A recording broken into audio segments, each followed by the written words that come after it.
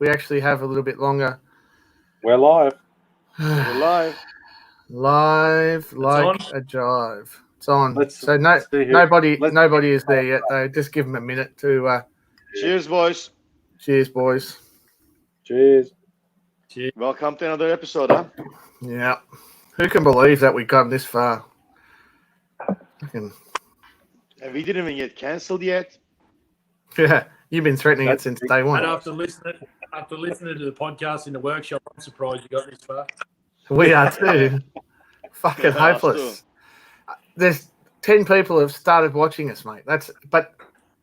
Yeah. I don't know. I don't know if they realise how bad it's going to get, but we're going to roll with it. Sure. Anthony Kittle. No, that'll be right. Fucking Anthony. Who invited him? Oh, no, that must have been last night. What do we got? Hey, you know who wasn't there? Dino. Not Dino Hamilton. Ivan Dino. Was he there last night? Didn't see him.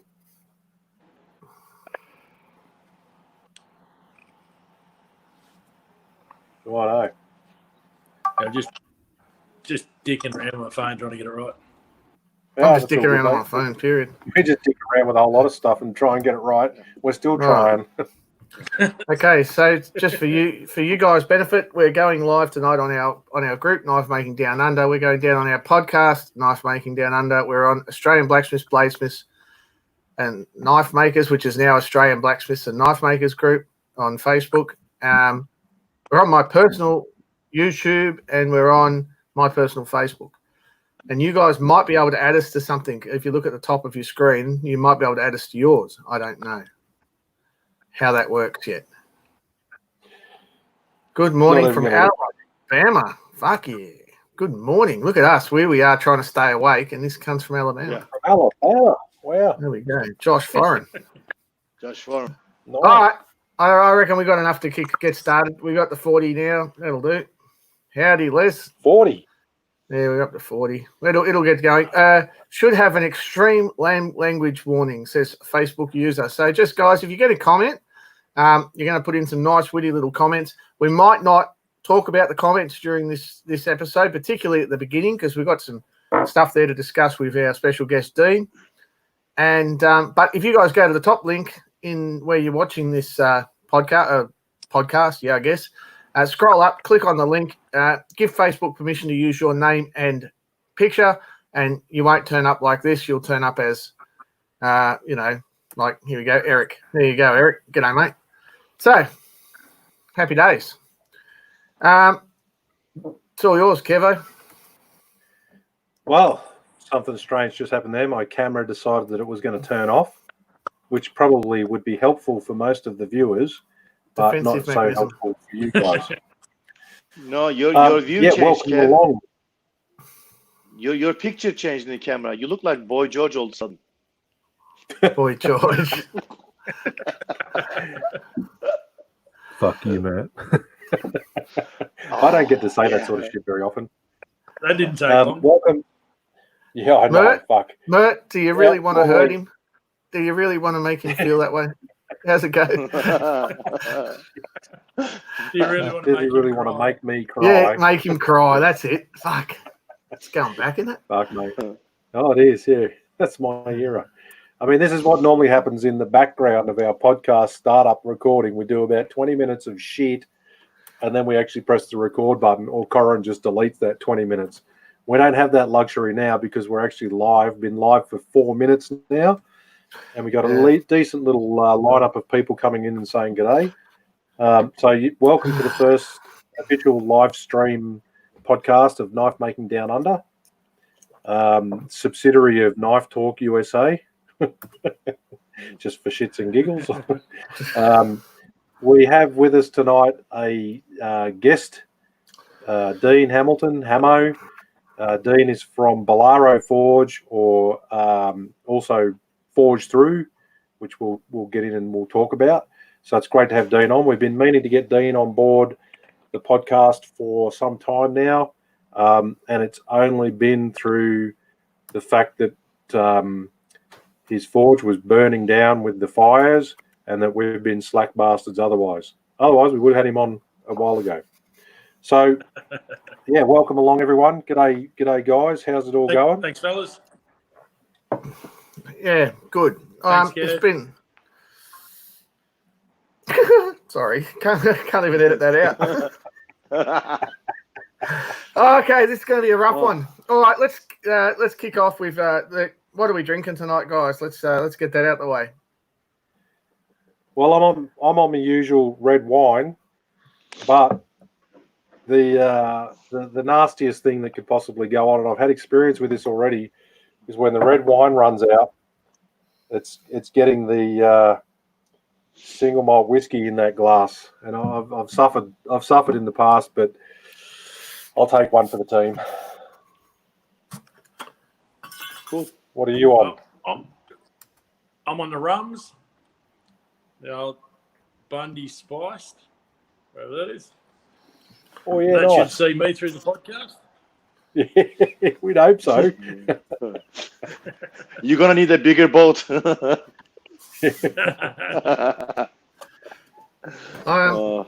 Well, as we know, the Aldi special was on today, and I didn't get the $5 port. I drank that last week, and it was port. Tonight, I've got bottled Bonfire Lefroy. Oof. No shit, no, I'm not finished yet. I thought you were done. A fucking alcoholic. Highland Park. No, wait. This is so funny. I've got the Singleton single malt Scotch whiskey. Did you get the 12-year? I got the Glen Murnock Limited Reserve. Is that a 12? I don't know. Yeah, 12-year. And I got the Glen Murnock 25-year. So all of that was my wife went to Aldi for me, and I said, get the whiskey, and she came back and told me I didn't say which one, so she got all of them. Nice. God, How fucking wonderful is that woman? There was a Singleton 12-year as well, and it was funny. Probably. The local Aldi near me has got a very small bottle-o area, as most of them do, and alcohol removes social distancing, because I was looking at the whiskies, trying to work out between the standard Singleton and the 12-year, and this older bloke was there, and he's wanting to get in, so I've moved across about half a step, and he comes and grabs the cheaper bottle, and I said, have you had this before? And he's like, yeah. I said, have you had the 12-year? And he goes, yeah, don't buy that, buy this one. It's the cheapest you'll get it. It's a good drop. So I was like, yep. And I got the Highland Park 10-year to go with a bottle of the Highland Park that John Worthington, Rippy Knives, brought me over when he came over from New Zealand for the symposium. Yeah. The last major gathering. Yeah, that was the last one. What are you on, Mert? What are you drinking? Speaking of Aldi specials, well, I'm on my Aldi wine because we usually order wine case in every other in like fortnight, but we out of our case. So this is the Blackstone Aldi special. Is this an ad for Aldi? Yeah, it's ad for Aldi. Now we're going to talk about the specials in the middle aisle. In this week's catalog, you can get It's on sale next Wednesday. Some camping gear, a tow rope, and a fucking bottle of whiskey. Happy days. Everything a man could want. Aldi. Awesome. That's what makes shopping fun. All right. Pick yourself up bread, butter, and a saxophone. Yeah, that's right. Yeah. or Wild. So what's been I went there today to get meat for dinner, and I come out with $230 worth of other shit. It's like fucking hell. At least rump steak was on sale. Fucking madness. You got to dodge the center aisle, Kev. I didn't even go in the center aisle. It was all other shit. It was the whiskey. That's what fucking got me. The whiskey. I can't get out of that center aisle. I buy stuff just because it's there. They know it too. They know I'm their target customer. Oh, So, we're still talking about Audi. What's that? I buy my knife. Good knives there. Yeah, no doubt, mate. Oh. Well, I tell you what, not knives, but knife related. I went through Audi one day, and they had fucking highly figured walnut chopping boards for like fucking $10, and I've please picked don't one tell up. me that. My wife's like, "What are you doing that for?" And I went, "What are you getting one of them for?" And I went, "Knife scales." She's like, "No way." I went, "Fuck yeah." They were like 15 mil thick, beautiful figured fucking walnut. No shit. So if Well, there's so- any issues, you should send the warranty paper of the Aldi cutting board along with your knives. Dodgy Yeah, as when your fuck. handle cracks, blame Aldi. Yeah. Oh, I've got to stabilise it yet. Oh, All right. So, yeah, how's your week been, guys? Well, we had a test run yesterday, so some of our listeners will be there again tonight. They're slowly creeping up there. We didn't scare them away. Oh, we've scared some We away. tried. We've definitely not got the numbers from yesterday, but that's okay. Yeah. So where are we at? What'd you do this week, Kev? Oh, mate, I've been getting some orders done, which is good. So I've been working on some chef knives. I fart ass around with other stuff in the meantime. I bought that 52-100 off you, and I'm sort of starting to explore the 52-100 again. I used it a long time ago. Been running off the heat treat process a little bit on what Mert was talking about on the podcast that never got released, and also went in and had a look at Knife Steel Nerds and was following their recipes as well. And I got some really friggin' good results from it. So pretty happy with that. So working on some chef knives, working on some hunters. I've got myself a laser cutter engraver etcher. It was a Kickstarter thing that Karim and I backed 4 or 5 years ago now, and it finally got delivered to Australia, a couple of months ago. Was that the snap maker? It's called Glowforge. Oh, yeah, yep. So I finally set it up. We cleaned up the spare room, and I finally set it up. I've been working on that. I was doing work creating a sheath template to make sheaths a hell of a lot easier. And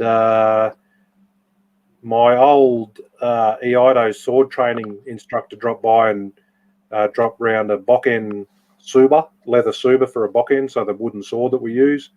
So I've been practicing this, working on the software to practice creating this stuff. Having a bit of fun doing that. So breaking up the day with that.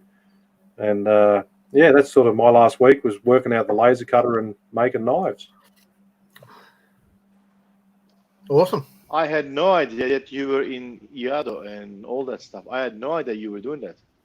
Yeah, I stopped a few years ago because I not injured myself through doing that, because it's a very sedate sort of martial art, but I injured myself elsewhere, and then it sort of just put things on hold, and I've not gone back to it yet being the key. But yeah, no, I practice nasty face and sword strikes and stuff. Nasty face. For your zanshin, your Nasty face. now that we're doing this live, people can see that my nasty face is my natural face. How about you, Dean? Isn't your nasty face your poo face? Well, you don't want to see that. You might see a fart face a little bit later. We saw Mert's fart face before on when we were just recording our podcast. It wasn't going live. Mert did a big fart face. Oh, fuck you. Fuck you, Kev. Fuck you, Got it Kev. early. Got it early. Drink up, people. That's being sedate.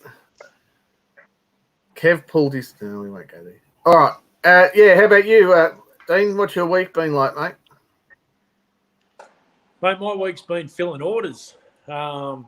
I thought the COVID thing might have slowed orders down a bit, but it seems all this time people at home, doing a bit of online shopping and, wanting to get custom knives made. So it's been good for me. But, my week's just been forging and putting together a few hunters ready to go out tomorrow. And tomorrow I'll be working on some tomahawks to go out, so get the power hammer fired up and Get those sorted. What are you power running? You got Which power hammer? Anyang 15 kilo. Oh, Same yeah, as cool. Kevu. Yeah. I'll have to come down I and think get some left. I think I got one of the. I think I was in the first bulk buy that Bruce bought in. Yeah, mine was too. Yeah. So was Kev. Yeah. Yeah. I've just got the Cutler's dies on mine. I don't have any other stuff on mine. I just run the Cutler's die now and use it for forging like bevels mainly on bigger knives. That's it. Doesn't get much use. Stretching tangs out a little bit. I've just made hand tooling for mine, so I just use the flat anvil base and just your normal hammer top, and just use tooling for anything I need to move around. I ditched the the radial bases and stuff, and just stick with the flat one. Yeah. Yeah. Dean, on my prep list in my shed, on the very top, it says make a tooling for your power hammer. I wrote that 2.5 years ago. Oh yeah, yeah. Haven't got to it yet, but at least it's in my prep list. At least you've done it. Yeah. Mine's done. Yes. Corin's got one of the little 9 kilo Anyangs, which was what I was nearly going to buy first off. Then I was talked into buying the bigger one, being the 15, which is not big, and I'm pretty happy that I did that because it does have a little bit of power and a little bit of use to it. It's a knife, nothing wrong. I'll have to come down and see how you work at doing tomahawks, mate. That'd be good. Yeah, mate. Yeah. I don't think he was inviting you, Kev. Just invite yourself, why don't you? Yeah, you just rock up, Kev. I like it I like it for just drifting the holes, because when you're by yourself, you're not trying to balance on an anvil or whatever. You just it's easy tonguing one hand, tool in the other, and let the hammer do the work. Yeah, that's it, mate. For sure. That's one thing I could never do. I can make any hammers and axes under the power hammer, but drifting, I always fucking hit too hard and upset the drift in the eye and just fuck it up. I mess that up. So I do drifting by hand. It's the only part that I still do by hand. Yeah, a hell of a lot easier with a power hammer. Yeah, no, there's no question about it. Drifting is a pain in the ass, particularly, it's a bit dangerous too, particularly when you've got someone holding the drift and you're swinging. Especially when it's Kyle Royer. Yeah, fuck. Yeah, I didn't want to I let him swing with me holding it, and he's like, "Oh, I'm not as good as you. I'll miss and hit your hands." I'm like, "Dude, if I miss and hit your hands, I am going to have disfigured a mastersmith. But if you hit my hands and I've got a bruise, I've got a fucking street cred, man. I've got street cred." Yeah, you've been disfigured by a mastersmith. Mastersmith, yeah. So fuck that. I'm not fucking him up. So yeah. So that's basically where I've had a shit week. I've had resignation of a guy down in Melbourne. One of my staff down there has had a stroke. That happened before. The other guy's now resigned, and I've got to deal with that. I've got one of our long-term colleagues and employees who's retired a short while ago, passed away yesterday, which was sudden, very, very sudden, and business is shit with the virus in the gas industry. Shit. So, and we're struggling to keep up with lots of little orders coming in on the knife making side. So, anyway, it's just the way it is. Lots of work on. So I've got to go back to work next week. I'll be back next week. Getting a haircut. A bit of a positive for you, Corin. I had an order in that your guys got out within about a day and a half. It was, really good work. When was that? Oh, about 2 weeks ago. Yeah, we were running pretty good then. And then we got in. We took over 3 days. They took about 180 orders over 3 days. And that's fucked us up. I mean, it was really good in a way, but it's just put them behind. And they can't just got to try and get them out with the usual staff. And, tough. Yeah. Anyway, never mind. We're doing our best. So, here we are. Right, Dean. I don't know how many people out there listening know Dean. you know Dean, chuck it in the comments. But if not, if you get a question for him, we'll save the questions up for the end. We'll try and just run through as a normal podcast without getting too distracted by the comments. And then at the end, chuck your comments up, and we'll ask Dean as many as we can. We won't take us long to get through what we want to do, and then it's all up to you guys. So, Kev, do you want to lead with some questions for Dean? Nah, not really, but I will. Oh, I will if you want. I've got them in front of me. Fuck you, Kev. One of our regular questions is, going back in time, mate, what's your sort of first experience with, I guess, knives as a young fella, and what was your first knife that you sort of got or had that you really sort of, hung on to? Mate, I've always been an outdoorsy kind of guy. As a kid, Dad used to take me hunting and fishing and all that sort of stuff all the time. I can't really remember my first knife, but probably the first notable knife I had was, I remember when Rambo first came out. Fuck yeah. And all those dodgy little metal handled survival knives came out that had a compass in the top, and you took it out and had fishing line in the handle. And that little wire saw that fucking... We've all had one. Yeah. We've all had one. Yes. Yeah, that started it. Yeah, the little wire saw. Yeah, it had the rings on each end. Yep. Useless as shit. That was about my first memorable knife, I think. And I would have got that when I was about 10 or 11. Yeah, nice, mate. So what your old man used to take you out hunting, fishing, what was your role in that, mate? Did you just tag along for fun, or you actually get involved in it? No, mate, I was shooting my first rifle from the age of 7. Dad gave me a Bruno Model 2, and we used to get up and just do a lot of hunting and just mainly chasing rabbits and foxes back in those early days. Yeah, nice. So, Dean, when was the moment when you decided, instead of just buying knives, that you can make one? And when did you start it? I remember, it probably would have been about 20 years ago. There was an article in a sporting shooter magazine, and it was just a little article in the back of it where this guy had made himself a really cool Bowie knife using one of those old Weber kettles and some heat beads, and made up this really cool sort of Bowie knife. And I thought, oh, mate, that's something that every bloke should do. Make their own knife. And I think that was the very, very first time I sort of ever thought about, it might be time to make a knife or something I want to do.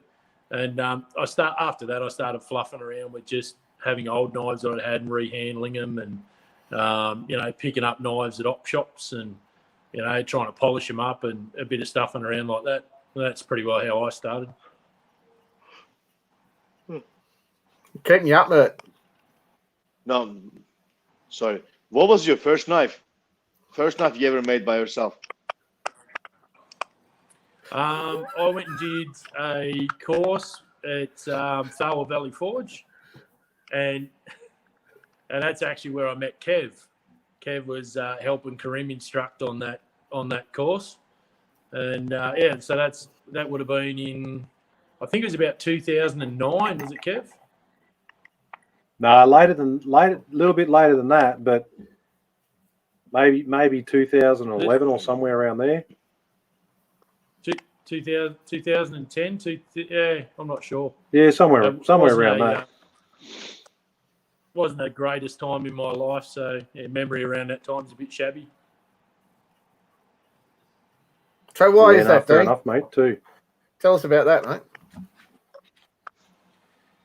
Well, when I first went over and started knife making or did that course, I was in Struggle Street, suffering from depression, post-traumatic stress as a result of my career.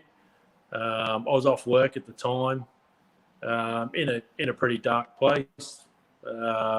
I'd been suicidal.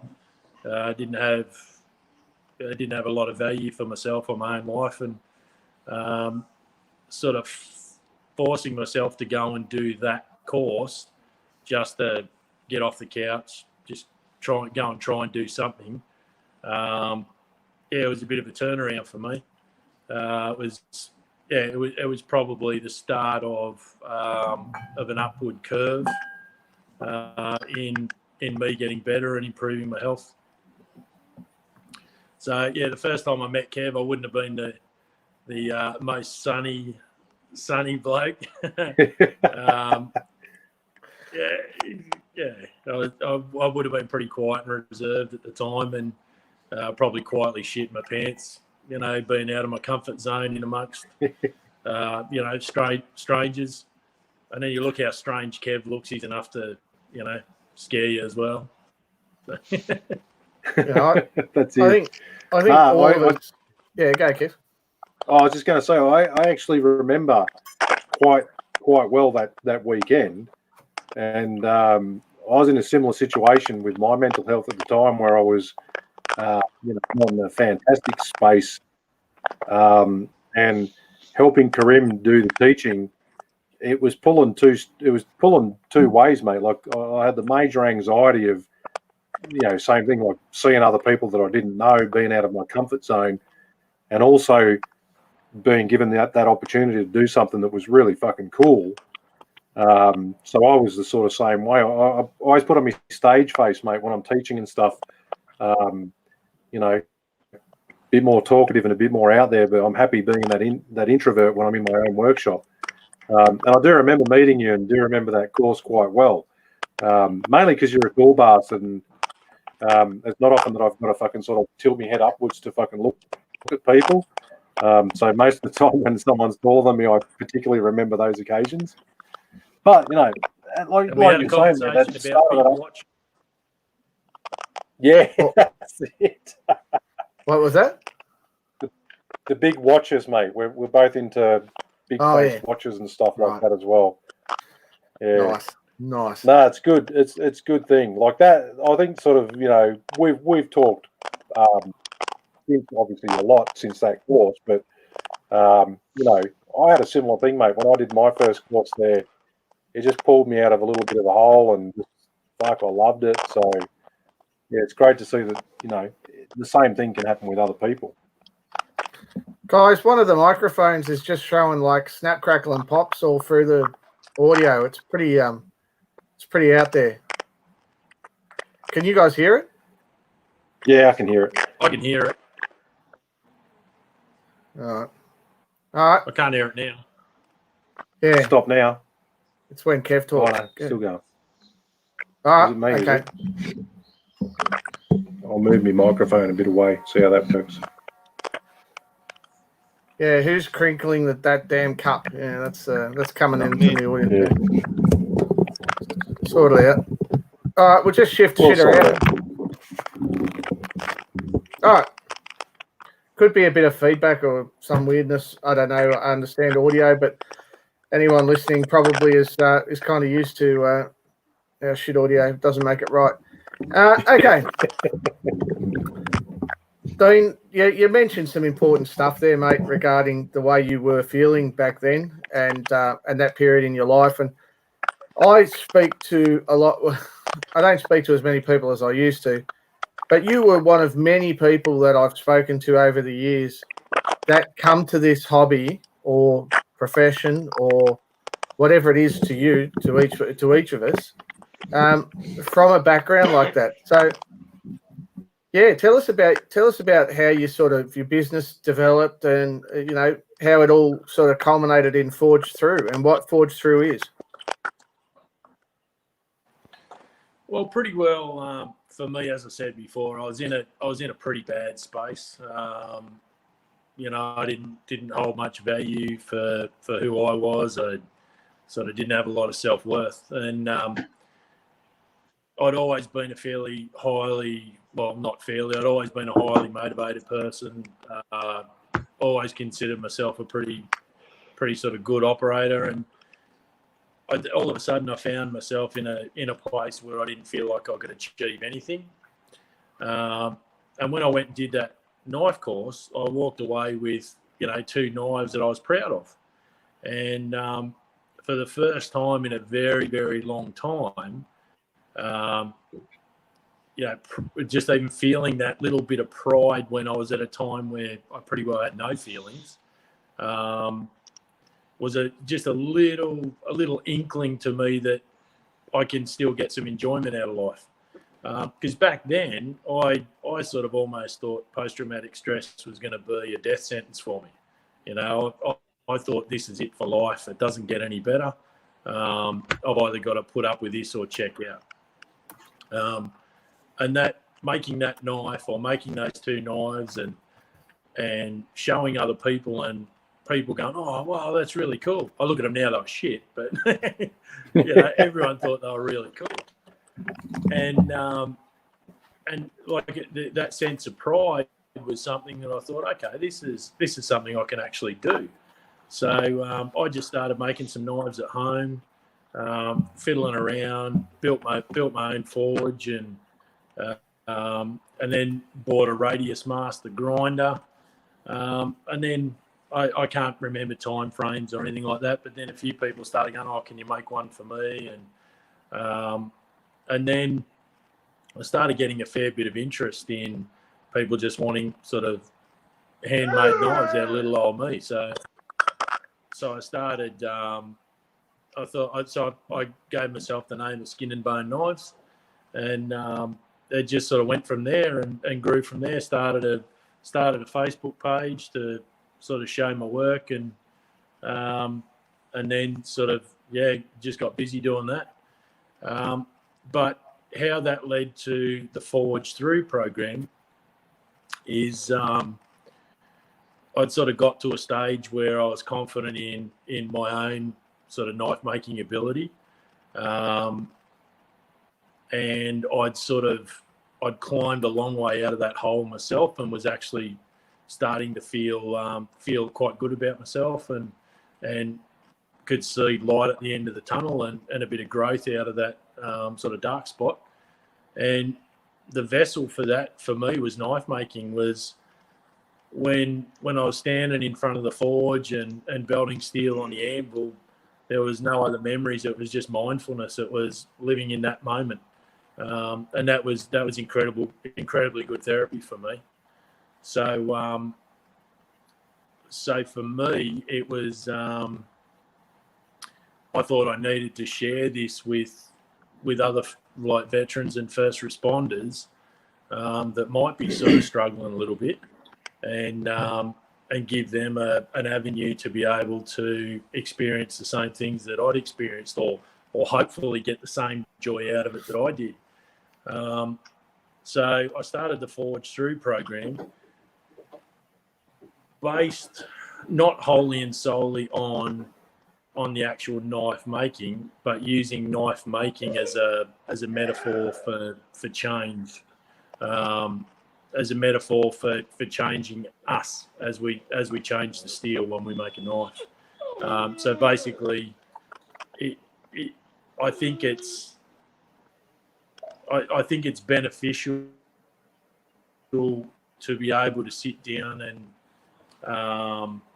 and to be able to sort of help people when you know exactly how they're feeling as best you can, when you can relate to their experiences, when you can relate to their feelings. I think it puts you in a much better position to be able to help.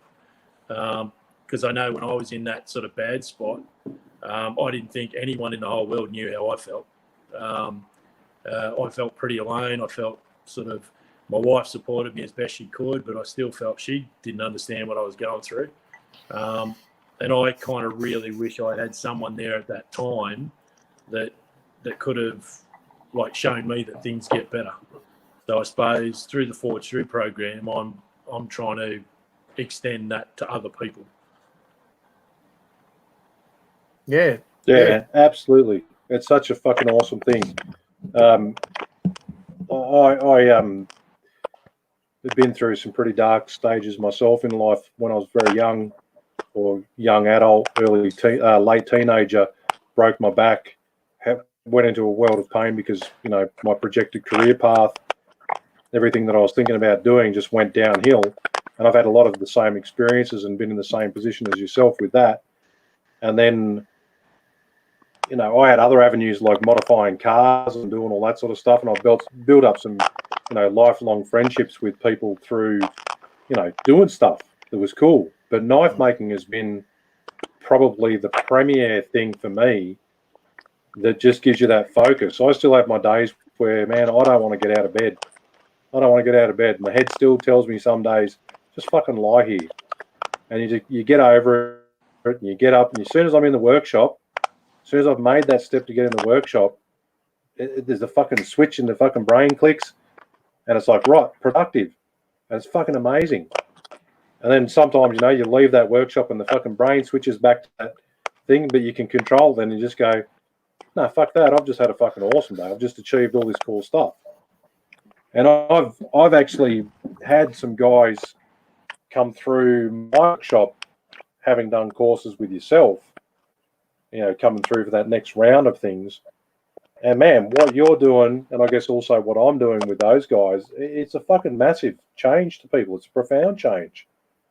And I think when you've experienced those, when you've experienced those dark times in life, when you know you're sitting where you're sitting and it's not great to be there, and you see those guys come through, and you think, fuck, if I give these guys just that little bit of a spark that keeps them going, that's the fucking best thing ever. Yeah. You know, it's pretty profound. You're doing it. Yeah, it is. So you're doing it, Dean, like, you know, I think you've got a good group of backers following you now, and we see some good fundraising events and stuff that are coming out, and the veteran community in particular gets behind you. But you started this, like I said, just it was on your own, and you just fund it all yourself, don't you? Yeah, that's right. We've you know, my wife and I had made the decision early that it was something we wanted to do, and it's something we felt we needed to do. So we just run the course. Early on, we only charged the participants $50 to cover some food and belts and stuff like that. But they would spend 3 days here on the property, 2 nights accommodation and everything. We've been offered funding a couple of times, but it all comes with strings attached, and it's something that we're not prepared to compromise on.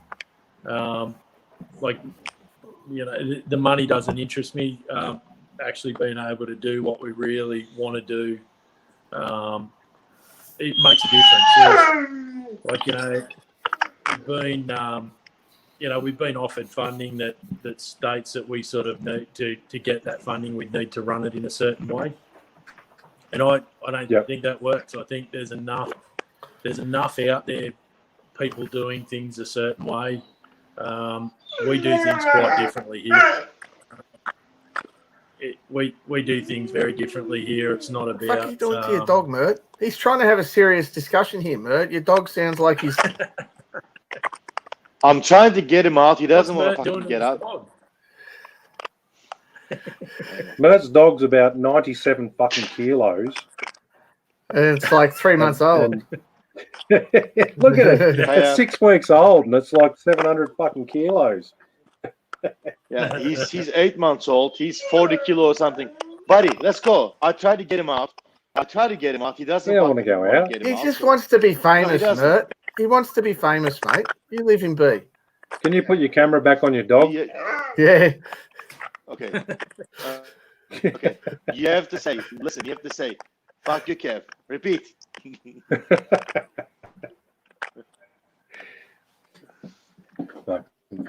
Yeah, so we're getting some. We got some advice here from our listeners. Look at this. We can mute ourselves. It's probably not a bad idea if we do, because wherever that crunching's coming from, we've got to do something about it. Have you got a set of headphones, Dino? No, I don't, mate. Okay. Oh, we're just going to run with it. Okay, but the rest of us, we should mute.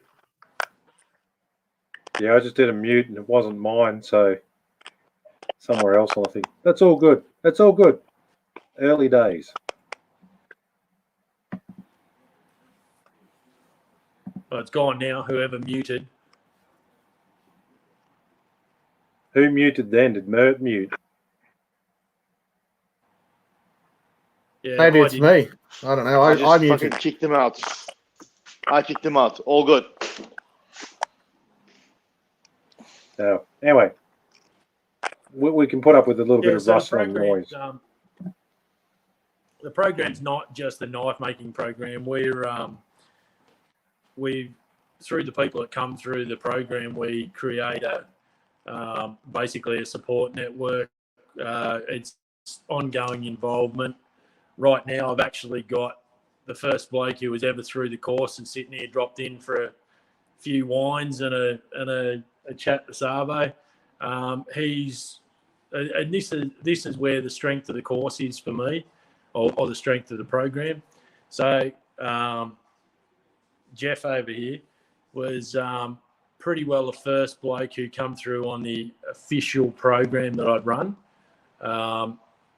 After about 2 or 3 hours, he's like, "Fuck, I'm in," and he's now my right hand man. Like, we'd struggle to be here, still chugging away without sort of his support and his ongoing in belief of what we're doing. Just spurs me on, and yeah, it is making a difference in people's lives. And we're now up to, I think we've had 48 odd people through the course, and we're still in contact regularly with every single one of them. The boys are all catching up outside of, me facilitating it. So people that have met on course, people that haven't met. We bring people that have been on course back to mentor other courses, just to keep them involved, because we want this to be about ongoing support, not just a g'day, how you going? Hope you had a great time, and off you go. It's not just a static period in time. Yeah. We're trying to encourage You've got that dynamic people to continue making more, encourage people to be involved with other people, not be not disenfranchised, not just cut off from the world. And as soon as you cut off from the world and go internal, if you're in this headspace, you're only going into a dark spot. So, keeping people involved and, just trying to, just continually re-engaging with them is what makes a difference. Yeah, for sure, man. Very noble cause, for sure.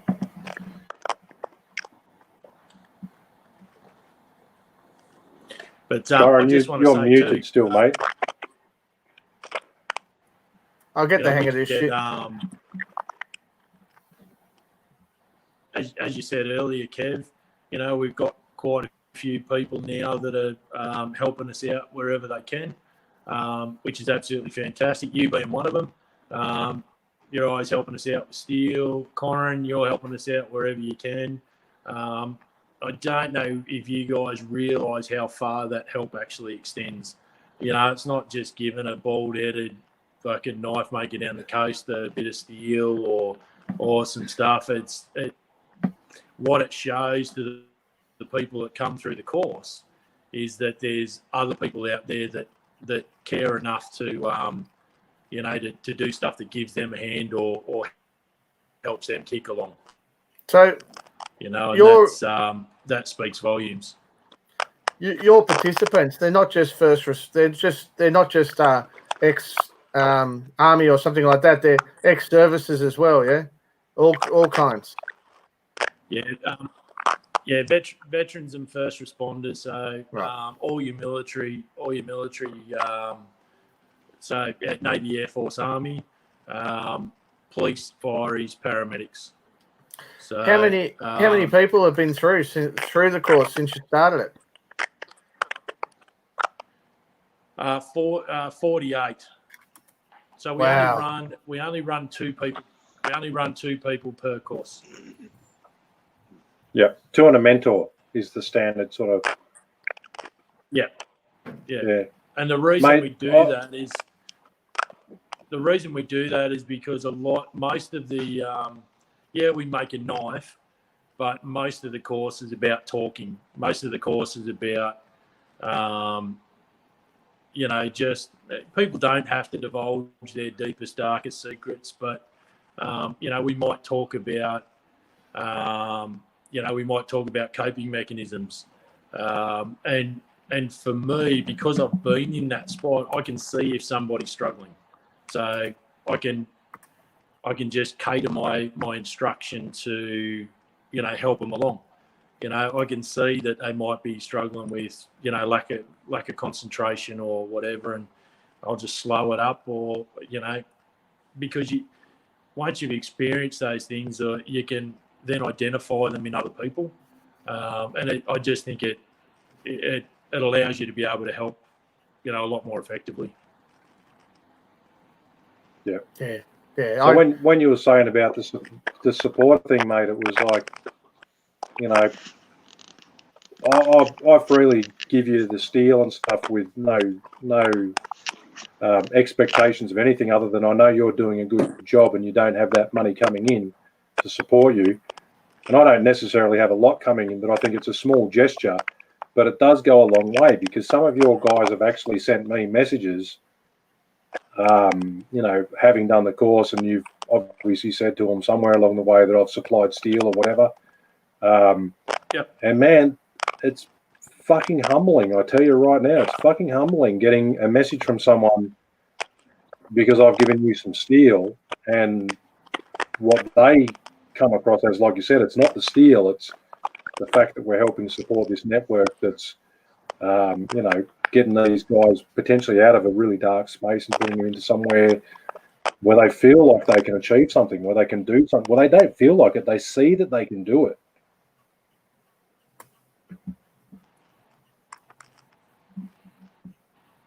It makes all the difference. It really does. Because the thing is, with ex-service people, whether they be AMBOs, whether they be special forces soldiers, whether they be cops, whatever, they're used to being in an environment where it's not your average sort of civilian environment. The humour's dark. They can tell each other to fuck off and no one gets upset. It's a very different environment. So when they find themselves trying to transition into civilian life, if they go into a work site and call someone a cockhead, everyone gets their bloody panties in a bunch and freaks out, where it means nothing to them. So trying to work out how they fit back into society or into Civvy Street can be a little bit hard. So we're trying to just show that there's people out there in society that are still serving, that are or that are still out, or that are out, that are their kind of people, or as Botsy says, that we're still your tribe. There's people outside of what you used to be that you can still relate to and still hang out with. And I think we all need to be able to find our tribe. Yeah, fuck yeah, that's actually a good fucking point. I like when I busted my back when I was young and my life got thrown into a spin, my dark sense of humour, like you were just talking about that with these guys, my dark sense of humour is one of those things that fucking really helped me get through. I found funny in a lot of stuff that most people would look at me and go, "You're a fucking mad bastard." Yeah. But I see that when I have the military guys through and the first responders come through, my wife here, man, like when I'm up in my workshop teaching my classes and I've got the military ex-servicemen or ex or current servicemen or first responders in there, I've come down at lunchtime to chuck the barbie on, and my wife's like, "Are you guys actually getting anything done? All I can hear up there is you guys, laughing your freaking heads off." And it's just because you connect that little bit, you have a realization, man. Fuck, the name calling that goes on in my workshop when we have those particular classes is just fucking funny, you know. Like, you think if you're easily offended, you just wouldn't do this stuff. Well, mate, cabbage is a term of endearment. Yeah, exactly. So the guys asked if it's just ex-service members or can service members attend. Is there what's your process? No, we definitely encourage. We have a lot of people that are still serving come through. Realistically, if we've got the program is for people that are probably doing it a bit tough, you know, and don't have either support. And the problem is in a lot of the services, and I just want to clarify too that we definitely don't beat up the services, right? It's not about the army sucks or the cop sucks or whatever. You know, it's the nature of the beast. When you're struggling a bit, you know, if you fall behind and you fall too far behind, it's going to affect your work. So we're trying to get people in before they fall off the wagon.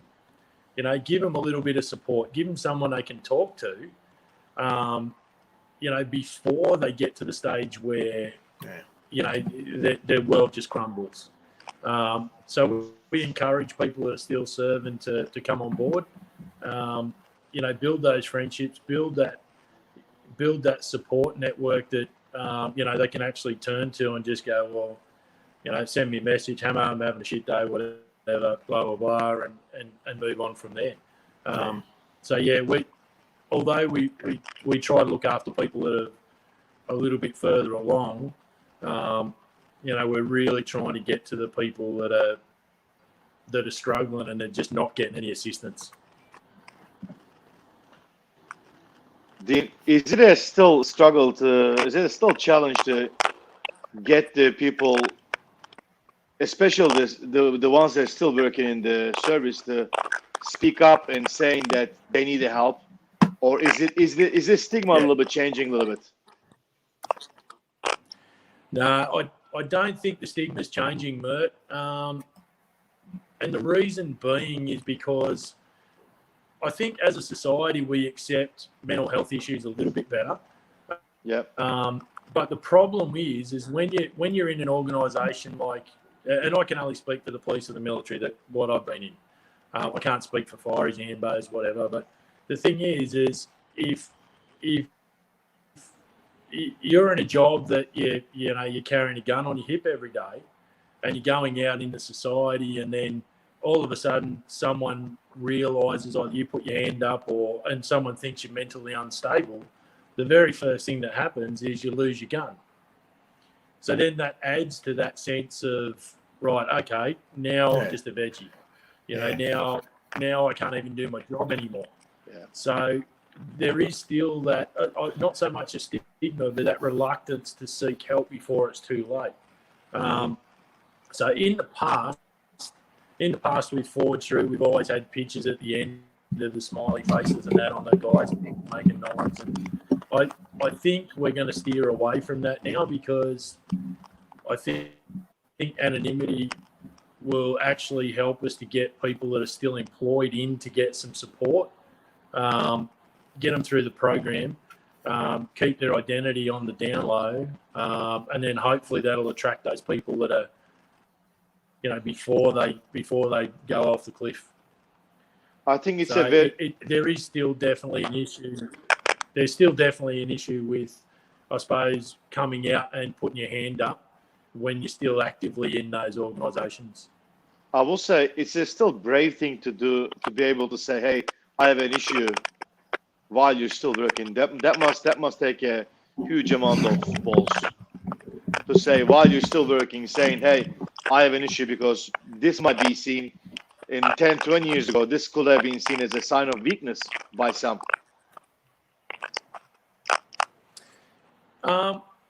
Yeah, I kind of understand it organisationally though.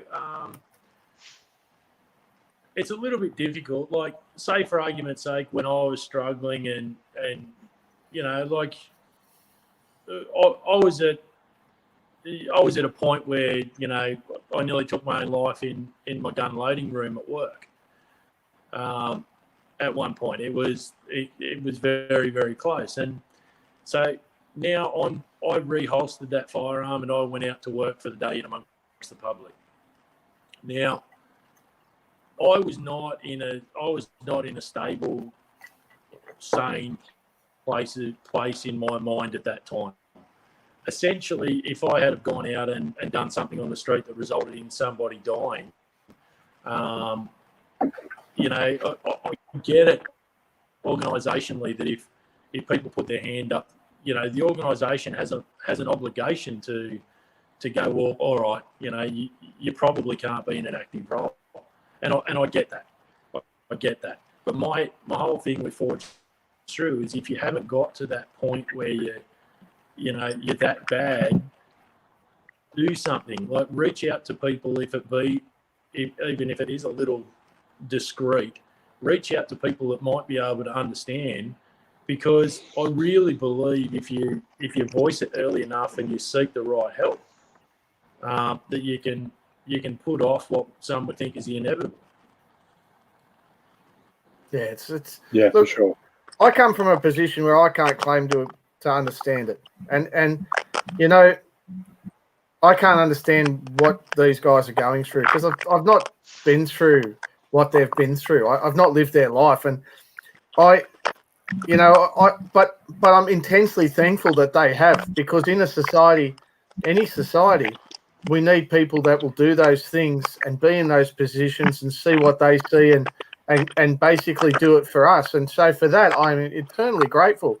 And I think as a society, we need to give back to these people who have been affected, you know, by the darker side of life, the reality of life. So, you know, if we can help in any way, I've always said that, just let me know. Just let me know what I can do. You know, I don't know what to do. So, yeah. And that's okay. And that's, you know, your support's always welcome. And, you know, we're very gracious for that. And that's perfectly fine to go, well, I can do what I can do, but I don't know exactly what to do. And I think that's what makes Forge Through so different, is because, like, there's, you know, as my sider would say, there's no silver bullet. There's no one method that fixes everybody.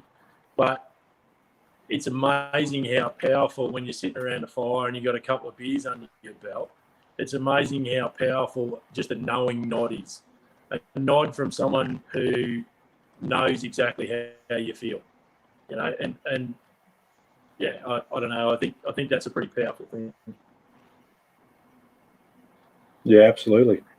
Well, when I run my classes, regardless of who's here, but I do know when the veteran community come in, I sort of entice them in with a little bit of a better deal and that sort of stuff, and I'll look after them as best I can. But it's nice to know, you know, most times I'll have a little bit of a chat with these guys before they get here.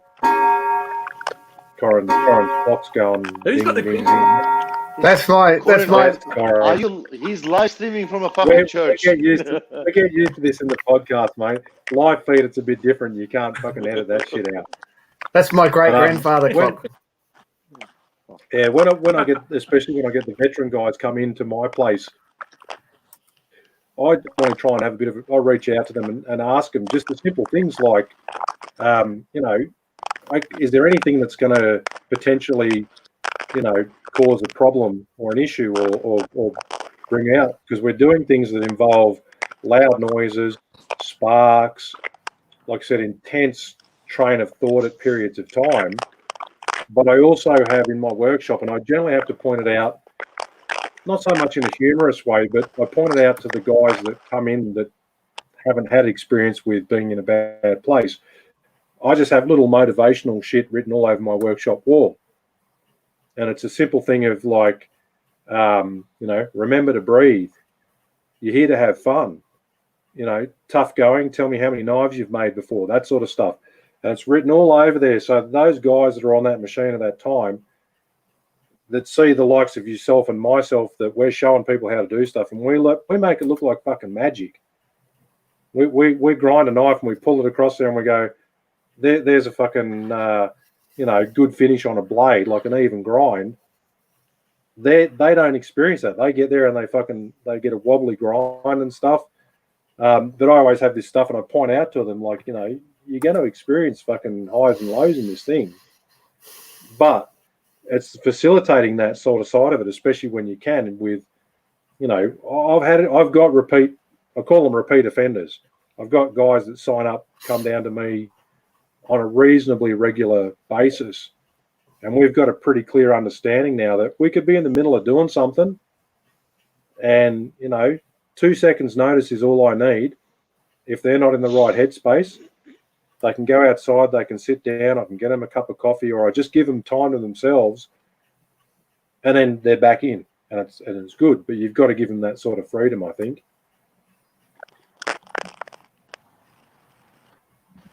Yeah, I think it's just being mindful, and I think you can get to read people when they're starting to struggle. I think if you're half switched on, you can see when people are starting to do it a little bit tough, and you can give them a little bit of a tweak here and there. But one thing I'm always amazed about with like service people is how hard they try to perfect what they're doing.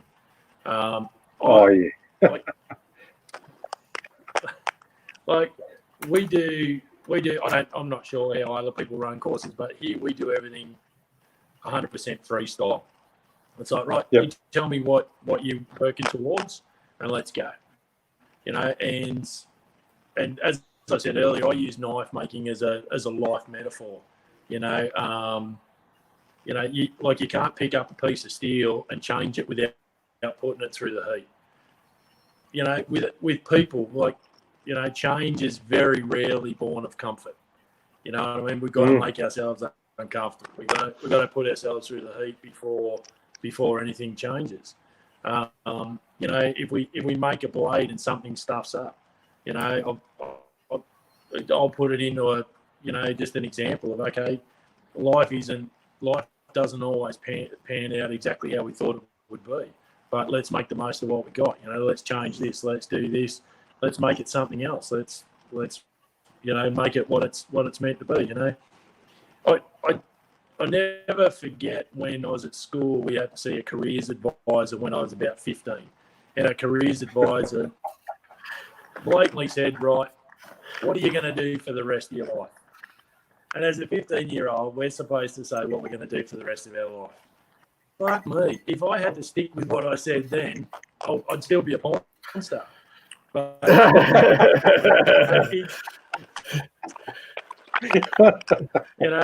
or a fucking comedian. It's one of those things.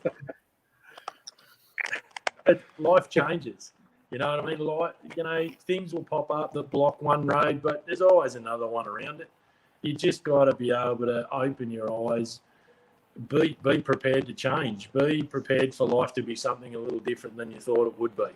And for me, knife making is the vessel to teach these people those skills. Yeah. It's funny, especially when I'm talking to someone like yourself, that, like I said, when I was a young fella, my career path, mate, I wanted to be a police officer.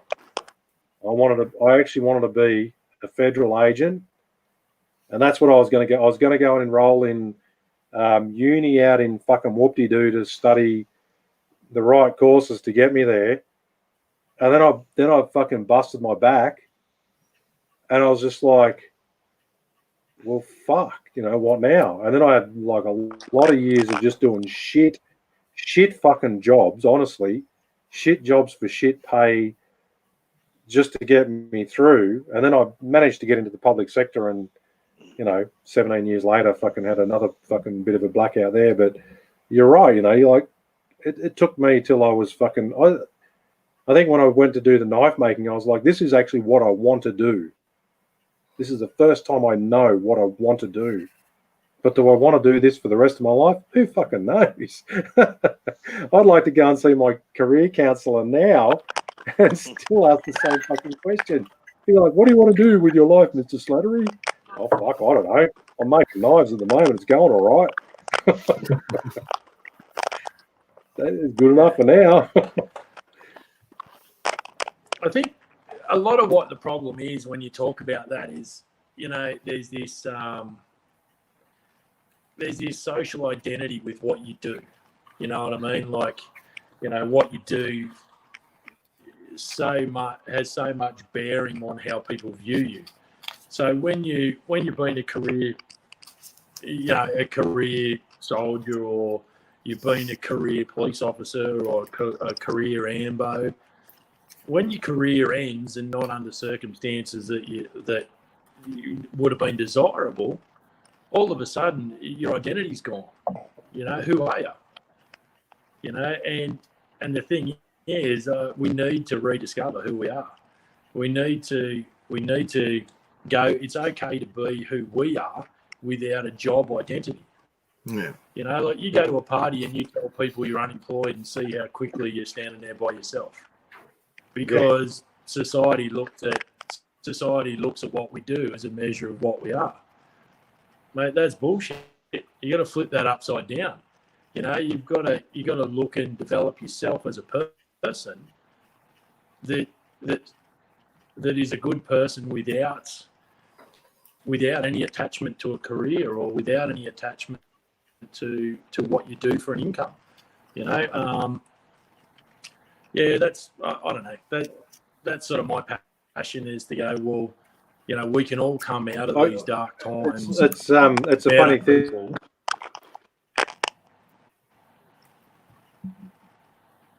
Okay. No, this is internet's called. going a bit shit here at This the is moment. called I was thinking camping. it's a funny thing. You're saying about when you're at a party and you say you're unemployed, people take 2 steps back. You go to a party and tell them you're a knife maker, go fucking step back. Like, you don't have to say anything. When they look at your hands, see your dodgy fucking dirty bust up your hands, they don't even want to shake hands.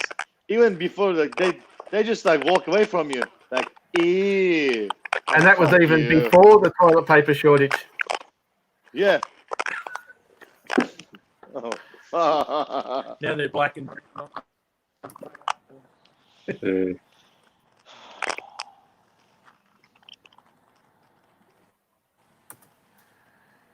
Yeah, so fuck. Yeah. So Go. yeah, the Forge Truth thing, is that a formal organisation? Is that like a business or a not-for-profit, or is it just a thing that you do? Well, we've actually had some assistance through. We've actually had some assistance through a company that that we've had some of their members through. They help us with quite a few different things, but one of them's been generous enough to help us with registering the Forge through Limited as a company. We're applying for DGR status, which is deductible gift registry. And so it will be at a point where it's all sort of pretty official soon. We've been going 3 years now. It's probably time to make it off our official. Off our own back. Yeah. Well, you don't rush these things. No. So yeah, we're sort of working towards that. As I said, we want to steer. We want to make this sustainable. We really want to. I still want to be doing this in 20 years' time. Unfortunately, financially, I can't fund it for that amount of time. And I'm not, as I said earlier, all funding comes with strings attached, which is doesn't fit with our sort of business model. Our offers of funding have all been about dry camps and can we make something other than knives? Because heaven forbid, first responders. It's like, can we make, I don't know, balloon animals or something like that? It's sit around and sing Kumbaya. Yeah, that's going to fucking solve all the world's issues. Exactly right. So it's all about sort of being on our terms. So once we get the DGR status, we'll be able to accept sort of hopefully there's some philanthropic, people with a bit of money to burn out there that would like to help us out.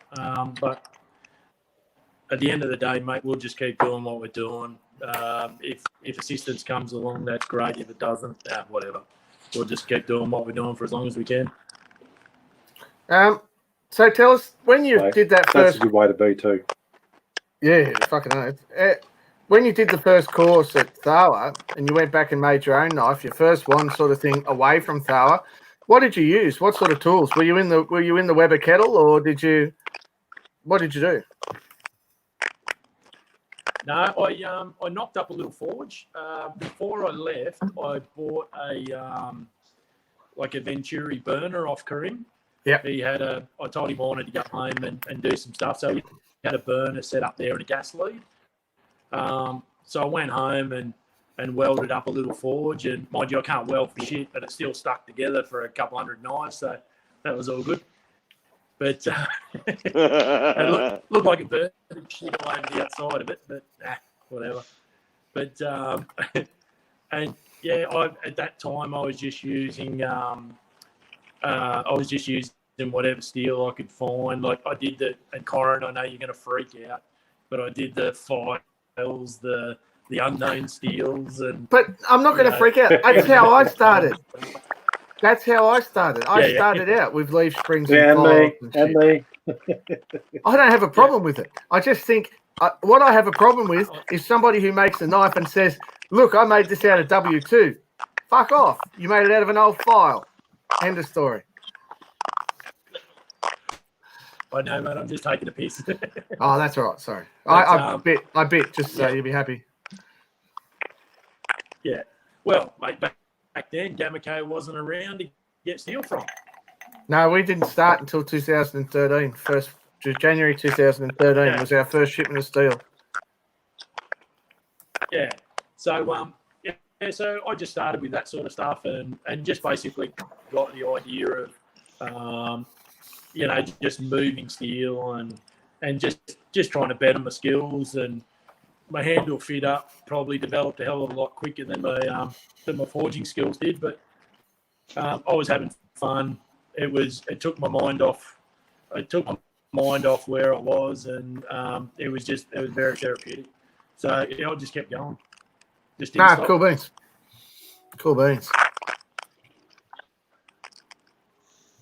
But so with your guys that come through and do the Forge Through program, what's a piece of I guess realistic advice you give them?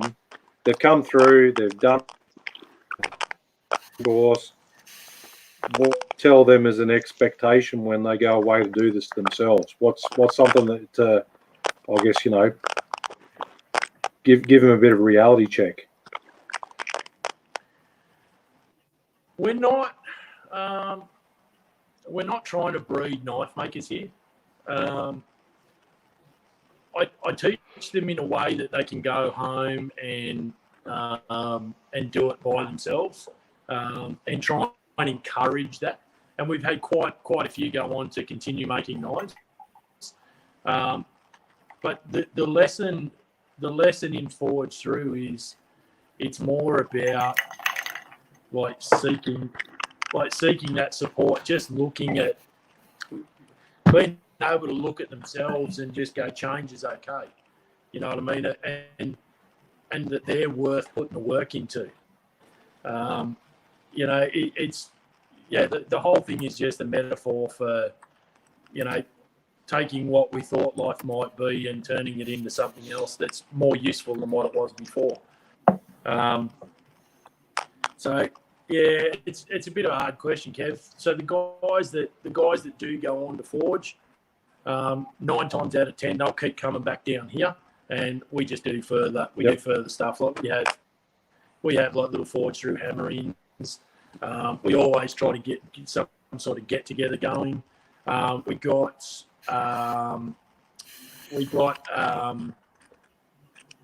28, I think, at the time. A mate of mine had a milling machine, so like one of the big mental blank, big Lucas sawmill. Sorry, yeah, thanks. Bridgeports or something. Had a yeah. Lucas sawmill. Yeah, and we cut down some trees at our place here at Bolaro Forge, and we built a smithy over the sits on a rock outcrop over the creek. All the boys turned up. We milled the logs. We erected the smithy.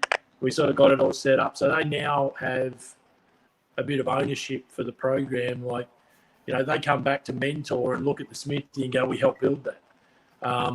And when you come down, Kev, you forge in that smithy, and it is it blows your mind. It is just a totally different feeling. I've got no power in there.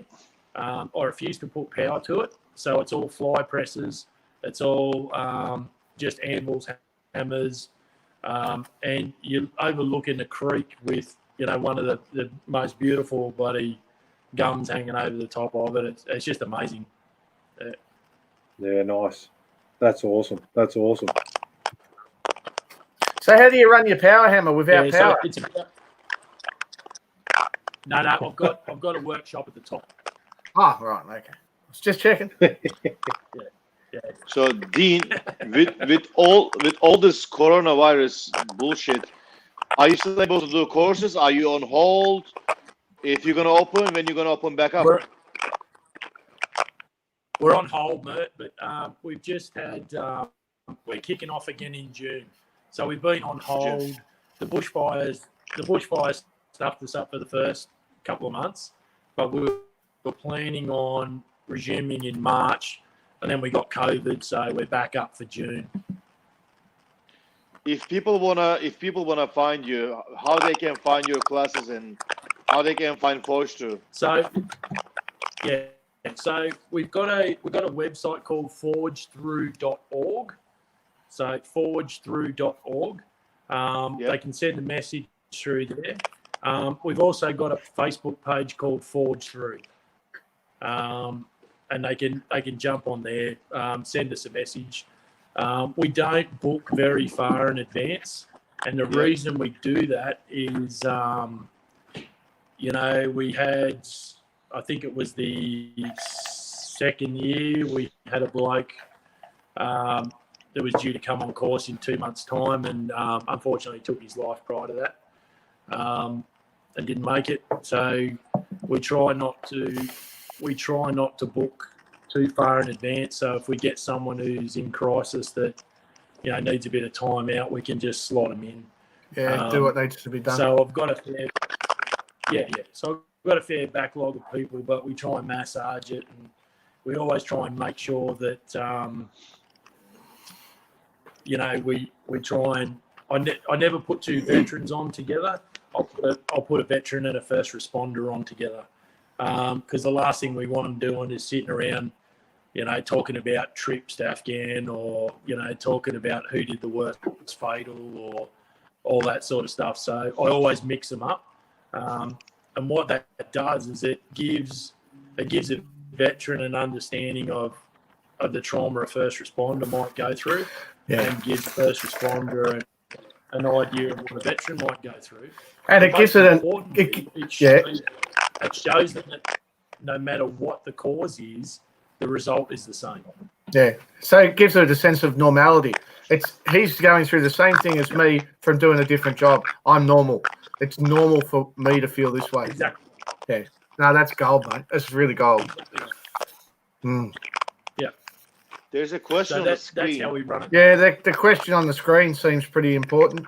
Do you run courses outside of the Forge Through program? Yes, I do. Yeah. I don't like self promotion's not a big thing for me. I'm not the best at it. I do run courses as well. I don't run many, just enough to keep the wolves from the door.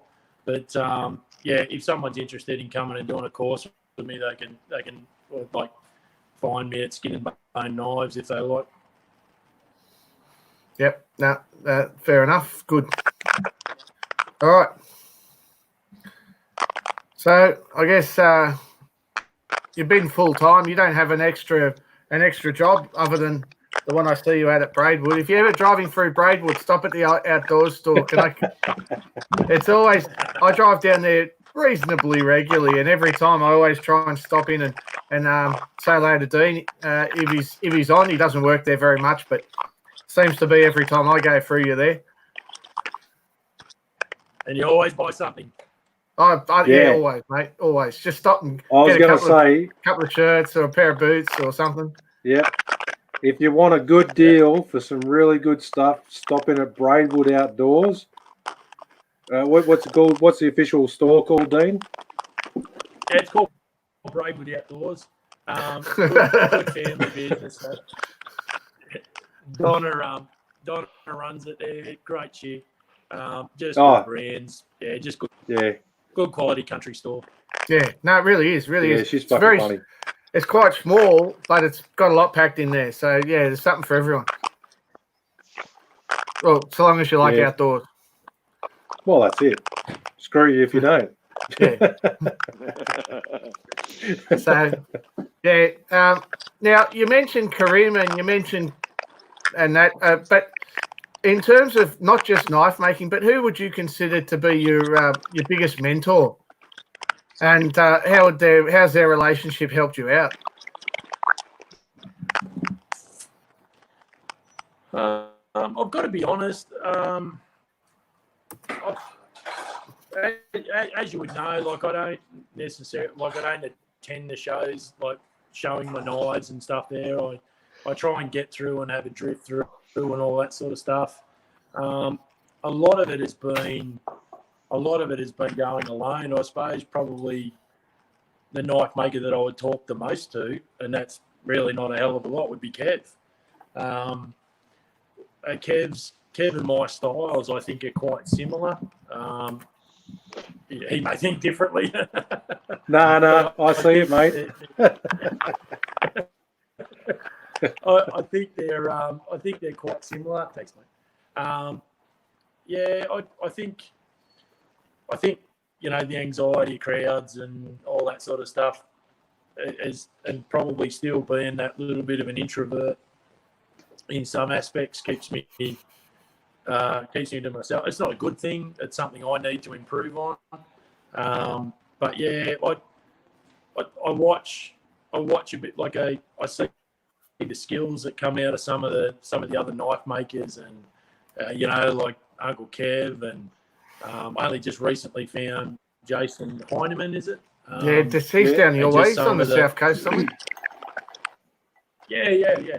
And just some of the work that he's doing, and I really, really admire that skill set. But it's not something that necessarily interests me. Like I like to consider I make a good functional sort of everyday knife. And art knives, I can appreciate the work in them and the amazing skill that goes into them, but it's not something I can see myself going into. It would probably require too much that my attention span can give. That's a funny thing. I've just got to interrupt there for a sec. That's a funny thing because I've been around knife making for a long time, and I've done a lot of. I've seen the Damascus courses and the mosaic Damascus stuff. But it's a funny thing when you look inside and you go, I really respect these guys are doing this awesome stuff, but I don't. It's not that I can't do it, so I'm not really interested. I want to make really nice quality, good-looking, functional knives that aren't necessarily, with the elaborate steel and everything else like that. But I completely understand what goes into making that steel. And when you see a solid piece of forged pattern welded steel or Damascus steel, man, that stuff's just amazing. Like but I'm kind of the same as you, Dean, and this is where I like that connection is I just want a nice, clean, functional knife. It's not saying I can't make anything better. I just really, really enjoy making that stuff that's just clean. I know it's going to get out and get used, and that's where I come back and have that smile and inside and just go, yeah, cool, awesome knife. And I might get there one day. I'm still thinking about it, but We'll see where it goes. Sorry, that's in Always response on to to a the- question. You just finished the bottle. Corin. No, it's all right. No, So Ian sorry. Ronald was just asking what Corin's drinking tonight. Oh, Look at that. he's drinking You know what Aldi. He's drinking Oh, Aldi. Kev had a glass of wine. Go, Kev. You know what that means, though, now. That Yeah. Oh, hangover fuck. Get it in tomorrow. No, Get I'm it not in, yeah. having a hangover Friday. I'm not having a fucking hangover Friday. I got to go to work tomorrow, so fuck it, I'm fucked. Anyway, Are you never stopped? mind. Anyway, yeah, soft. Back to conversation. Yeah, pretty Dean, much. What's the? what Oh, do go, you- Mert. Righto. All right, sorry. Mert's going. Dean, Mert's what do you going. have? Mert's What going. do you Just have wait, in your Kev. shop? Mert's having a go, Mert. What Mert, do you just a have minute. in your? Kev, just wait for Mert Mert's to have having a a go, go. is he? Is Yeah, Mert Mert's having a going go? next. Corin, are you telling me that Mert's having a go? Yeah, no, he's next. So just Come on, make Mert. sure, give him a go. Spit it Right? out, Mert. All right, Mert, ready to go? Dean, just sit I'm- still because We up, Mert's having a Mert? go. Yeah, This is Dean, what we Mert wants do, to ask you a and question. eventually he will fucking flip. He will. He's just being so nice because if we were recording and not live, he would be tearing his fucking hair out. And I mean, that's why he's bald. Oh, here we go. All right, Mert. Okay. 3, 2, 1, go. Fuck you, Kev. You ready, Fuck Mert? Corin. Come on. Dean, What are you going to ask? I'm asking. Shut the. Dean, what do you have in your shop, and what's the one tool that you can not live without it?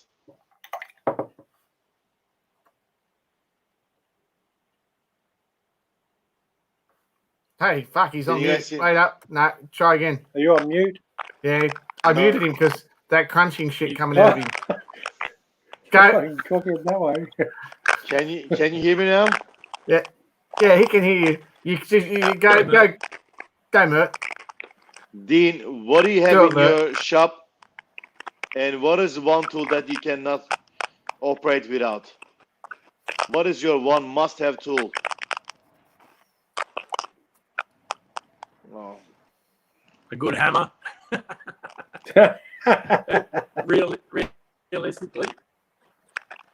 Realistically, if I don't have a hammer, nothing else goes from there. Yeah, I suppose I use one of the Shopmate 48s. yeah. I've got two Shopmates. I've got a Radius Master. I still haven't worked out that disc grinder yet, Kev, but I'll get there. But I'll come down and show you. I'll come down and show you. Probably the Shopmate would be probably the most used tool in my once I get out of the smithy and back up to the workshop, and definitely be the Shopmate 48. Nice. Yeah, very good. So Do we what want to sort go to... Well, Yeah. sorry, Corin, keep going. I was just going to say, what sort of style of knives? You said everyday knives. What sort of style of knives do you make? Are they like everyday carry sort of thing, or is it or using knives? Generally speaking, Corin, I don't get the freestyle all that often because most of my knives are made to order. So people will ring up and I'll have a discussion with them, or be by email or whatever. Then I'll draw up a design for what they want, and we go from there. Each knife's individually designed and made, so they're all different. But I'd say generally speaking, my preferred knife would be point hunter style. But yeah, I'll make skinners. I do fillet knives as well, which I quite enjoy doing. But yeah, that would be the main sort of hunting would be the main sort of staple, I reckon.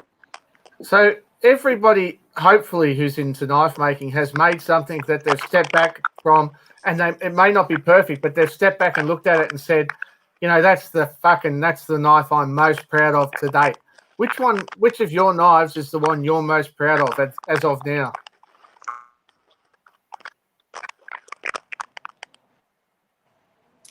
actually, early on in the piece, I did a clip point Bowie that went to New Zealand. And I don't know, it just the antler handle, I put a butt cap on it. It just had a really nice bolster. It was absolutely perfect in the hand. I actually still talk to the guy who bought that knife. And I'd say, and that was early on in the piece, I probably would have only been making knives for about 18 months. Yeah, right. But I don't know, it just worked out. It just worked out. It was absolutely beautiful. Yeah, that would probably be the one that sticks in my mind the most that I would have wanted to keep. Yeah. Any photos of it Yeah, on your social? There's lots of them, mate. Sorry? Any photos of it on your social media? Yeah, there'll be a photo of it on the Skin and Bone Knife page, and it's sitting next to a Marlin 4570 lever action. I'll tell you what, post it up. A photo he took. Yeah. It's a photo he took back at his place in New Zealand. So yeah, it's sitting beside a lever action rifle. Yeah, chuck it up on the Facebook page so people can see it, mate. If you wouldn't mind, please, on our Facebook group. Yeah. Hey, just going to interrupt for just a second. Getting static, guys, is from Dino. Yeah, it's coming through Dean Hamilton's system. He doesn't have headphones. If I mute him, it'll disappear. But unfortunately, kind of ruins the whole having a guest thing if I have him muted the whole time. So we're just going to put up with it. Honestly, this guy's doing great things for people. And if we can't put up with a bit of static, well, you can fuck off right now. Like, I don't care. We're not in it for people that can't put up with a little bit of hardship, you know. Anyway, Niels Vandenberg is Niels Vandenberg. Just going to interrupt for Niels. Niels put us onto this live stream deal. So he's just said hello there. So we'll just give him a bit of a shout out. If you don't know Niels, he's one of the South African guys, member of the guild over there, runs the Brooklyn Knife Show in South Africa. A big player in or an influential guy in the South African industry. So check out Niels and a big thanks to Niels for putting us onto this. It all happened after our podcast failed the other week, and Niels put us onto this as a different way, as a way to sort of record a backup, and it's working quite well. So we'll get through the audio issues eventually. As when we've got a guest, maybe we need to do something about it. But it's just put up with it. Fuck, I mean, you know, these people have put up with more than you can imagine. Also, let's go back to Niels for a second. Anyone that does a hidden tang knife that doesn't have one of those dragon broach fucking tools, you know, he's responsible for those. Yeah, Niels makes them. Niels makes those. Niels, good on you, man. Love it. Niels has thumbs like Kev says. There's Let's show him one off. Hey, you got any of those down in your place, Hamo? Mate, I bought, I think Gamaco had a couple of those dragon tooth brooches on special at one stage. I bought 2 of them. I love them. Yeah. Yeah, they're good. They're pretty fucking awesome. Yeah, old Niels knocks them up. So, yeah. Yeah, awesome. All right. So, future. Do we want to go to a couple? Do we want to go to some viewer questions while we've got a bit of time? Yeah, right. I'm going to mute you, Dean, just to keep the noise down a little bit, and we'll go to some viewer questions. We've still got a few people listening, so let's have a go. Live stream going pretty fucking well, all things considered. From Paul Fontanini. Paul's from Western Australia. Carnage Creations. Good on you, Paul. Thanks, Paul. Thanks for tuning in, dude. What do we got? And that's about it, actually. Anyway, I've got another one there. Just bear with me. So in knife making, like, not everything's all fucking sunshine and lollipops. What's your pet peeves, Dean? What pisses you off? Just let me unmute you. It's not working. He's gone still. It's the non-movement of death. We've lost him. Mate. There we go. Got you back. Oop. Nothing? Okay. Nothing pisses me off more than when you grind thin, say on a kitchen knife, you heat treat it and it ripples. Nothing pisses me off more than that. Post heat treat You don't- grind, bitches. You talk about bacon grind. Bacon grind. Nice. Heat treat, then grind. That's the Yeah. fucking ticket. Yeah, I've learnt that. Come on, guys. There's fucking heaps of you out there. Give us a question. What do you want to ask? What do you want to ask? Go on. We've had questions going through that we've ignored. Post them up now. Come on, get on. Now's your chance. I think someone asked earlier about how do they contact us to get involved with the program. Send a private message to Forge Through, and we'll go from there.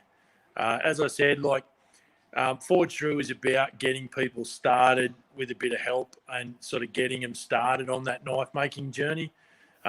We've had people in the past that are veterans and first responders that are currently making knives.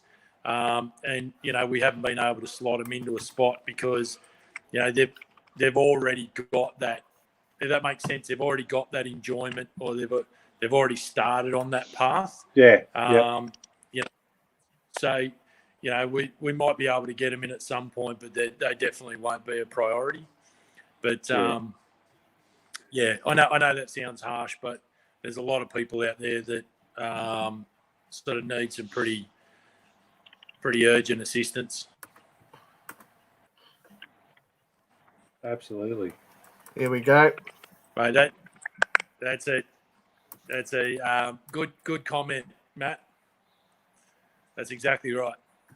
Yeah. So basically, working together on a project is how you get sort of discussions happen between blokes, and that's fair. Yeah. Here's one from Niels, our South African attendee. Pop up the hand tool.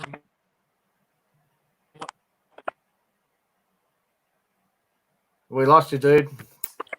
Yeah. Favorite hand tool in my shop would definitely be what do they call them? Yeah, you got me. Yeah. Favorite tool in my shop.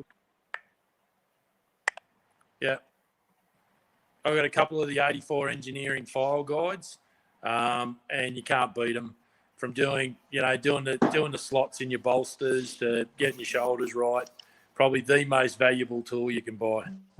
I know you're speaking to a man there at Niels who appreciates a good file guide. I know for a fact he does. So you're preaching to the converted there, but yeah, file guides are indispensable. What about you and you, Kev? What about you guys? What about what? What's your favourite hand tool in your shop? Fuck, that's a good question, man. His cock. Mert, what's yours? No, that's my favourite tool in my hand. Oh, right. All right. Here we go. Here we go. STFU. Shinto Rasp. File These saw. are file saw. They don't clog up. They're basically saws being riveted together, and the one side is coarse, the other side is finer. Especially when I make sayas, these guys cut so fast, and you can flip it and smooth out the other side, and they're great. And Mert's really happy that it also works as doubly as well as a bondage tool. I'll insert this to handle Shinto spanky spanky. Shinto spanky spanky. You fucking dickhead. They are a fucking tool. But seriously, hand tool wise, obviously, I would go as far as to say my Matty Spew Bum Everly Works Dog's Head Hammer and the file guides, whether it be 84 engineering or the other creative man file guides. File guides, look, all round. File guides are great. They've already been listed. That's why I didn't want to say file guide. Yeah, well, file guides I did are great, too. But yeah, my favorite hand tool would be my hammer. I've got a favorite hammer. It's a Dog's Head hammer I bought off Matty Mewburn a couple of years ago. Went up to an Everly Works open day up in around Easter, Good Friday. I actually went up on the bus, caught the bus up from Canberra, And I was like, what's the fuss about with these fucking hammers, these dog's head fucking hammers? And Spewbum gave me a good deal. And I brought it home and I started working with it. And I was like, fuck, I'm Spewbum, sold. really? Well, that's his name. Matty Spewbum. Matty Spewbum. That's what he's known as. Don't blame us. It's his fucking heritage. And then, actually, you know what? I have to also say, with Niels' question being up there about what's your favourite hand tool in your shop, the Dragon Brooch, man, that fucking thing cuts through Australian hardwoods. I did 4 handles today, and that fucking thing saves so much time. It's fucking unreal. Love it. It does. Yeah. If only I knew it was Niels behind me on 2 years ago at Blade Show. I was just thinking, who's this whack job fucking South African fella? Fucking absolute nutcase he was. He was. He still is. Well, still is. He still is. You are, Niels. Yeah. All right, Dino, have a go at this one. Another one from Niels. He's firing them out. Oh, come What do on, we got? Niels. You're as bad as Henning. I'm just going to unmute you, Dean. There we go. Even when I'm muted, I can still hear the static on this end, so it's got to be coming through one of you guys. Nah, it's through you. Through you, dude. Yeah, you. It totally goes when you're muted. Oh, well. So I think it's coming out of your speakers and then feeding back in. Okay, yeah. But whatever. All my knives are sold. All my knives are sold basically through Facebook and Instagram, and word of mouth. I'll just get inquiries through those, and yeah, it's all via Facebook and Instagram. There's pretty well. There's been a few cases, mate, where I've picked up a sporting shooters or an outdoor mag and seen skin and bones knives in them, though. So you do a bit of, the new publicity in print, but not paid for. I mean, stories about what you do. I've seen a few of those. They actually came about from people that had bought my knives and then wanted to do something more about it. So it's funny. I saw an article a while ago, and it was it had 5 members of the Fishing Hall of Fame, and I'd made knives for all 5 of them. So yeah, it was just one of those sort of funny fucking things. whore. Yeah, look at that. Yeah. Hall of Fame, huh? Yeah, whore of fame.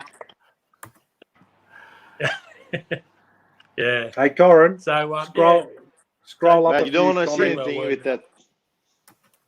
Corin, scroll Matt up a few Snap comments. says he doesn't want to see me do anything with that tool. You happy now? Yeah, that's it. Scroll 2 up from that one that you're on there to Doug Lass. And he's just got, that's the one. So Doug's a good fella, actually. Well, I shouldn't say Doug's a good fella, actually. Doug's a good fella. Doug's a good fella. And there's the info that the people were looking at before about wanting to get in touch with Forge Through program. That's the website. I know you can't click on the link and everything, but take a mental note. Google Forge Through. You'll see the info on there. Yeah, it's not hard to remember. It's a good name. As you know, Kev, Doug came through on the second course. So he drove all the way up from Melbourne, took a bit of a punt, came through on the second course, and he's still heavily involved in the program. So he's a shining example of when we talk about enduring support and enduring involvement. Doug's a shining example of that. Yeah. I've always said it, mate. It's a funny thing, like, I've had the career in the public service and in a bit of the limelight with that sort of stuff. And met a lot of nice people, and some I'm still pretty good friends with. But knife making, the knife making community as a whole, is where I've got some of my fucking deepest ties with people, the biggest bonds with people, from the experiences that come following doing this fucking weird thing called knife making. Well, we're all fucking crazy. We go stabby stab, but you go and make knives. and you meet some fucking really awesome people. I've met doctors and fucking lawyers and plastic surgeons and fucking all people from all walks of life, and through facilitating knife making, and it's like, how the fuck did that happen? You know, Unbelievable, isn't it? it's unbelievable. Because they're your tribe. Yeah, that's it. Yeah, exactly. that's it. Exactly it. Yeah. That's where that common ground comes in. So all the questions are starting to load up on my screen now. So there's fucking heaps of them now. This guy wants to know about his Firebrick Forge 1075. Any tips on thermal cycling and heat treating? 1075 is one of the more easy steels you're ever going to work. It's what's called a eutectoid steel. Basically means that when you heat it up and it converts to austenite, it does so in a single transition. It goes straight to austenite at critical temperature. So if you go a little bit hot, it's not going to be a problem. So long as you get it hot enough well, it's going to be a problem, but it's not going to be as big a problem as it would be with some other steels. So my tips on thermal cycling and heat treating is keep the temperature even as you can. How you do that will depend on your forge. Set your environment. So what I used to do when I first started doing my forging and heat treating at home, turn the lights out so you can see the colour better.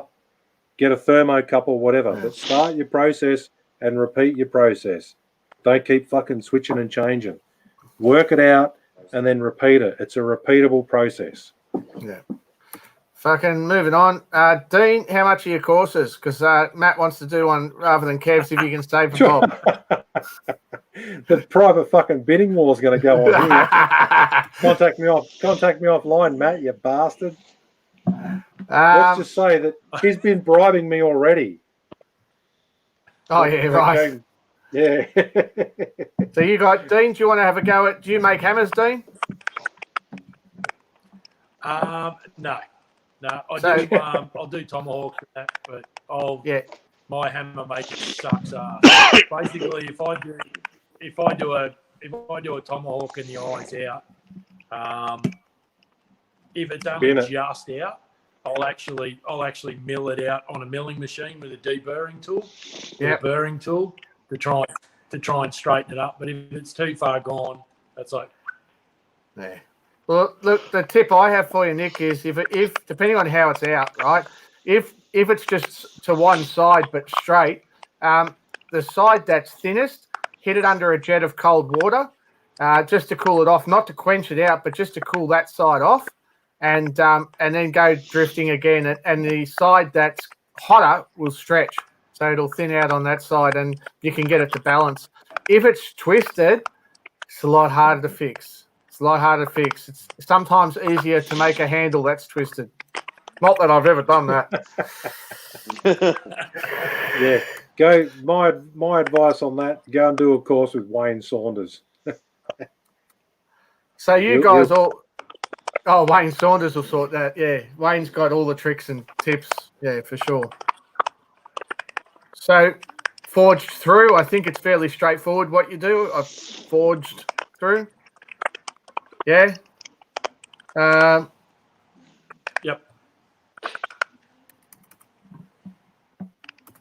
What do we got? I'll do stock removal knives. I'll do stock removal knives if I'm doing stainless tactical knives, but generally it's forging.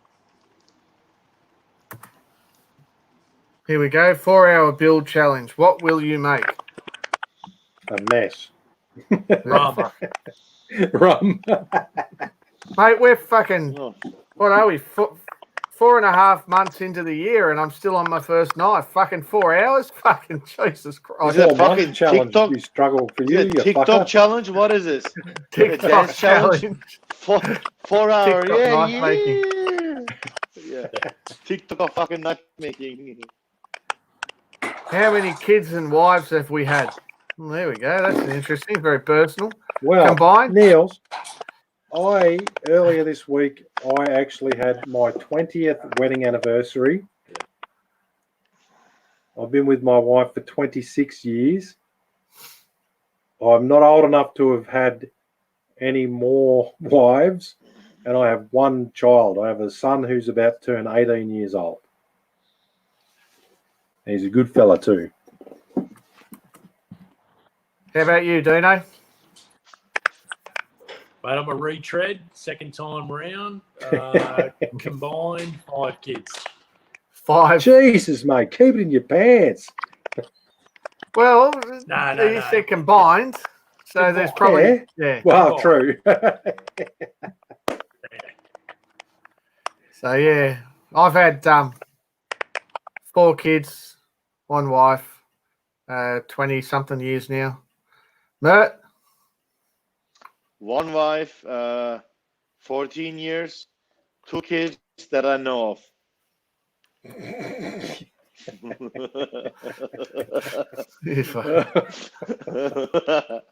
Nah, trust us. You've only got 2.